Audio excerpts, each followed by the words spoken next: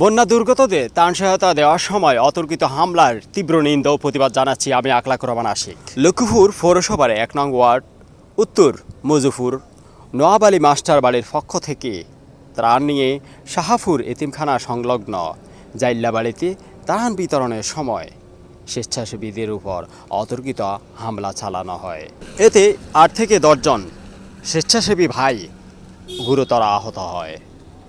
এমন অতর্কিত হামলার বর্বরোচিত হামলার তীব্র নিন্দা ও প্রতিবাদ জানাচ্ছি আমি আশিক। লক্ষ্মীপুর সদর হাসপাতালে চিকিৎসাধীন অবস্থায় আছে বর্তমান সে সকল ভাইয়েরা।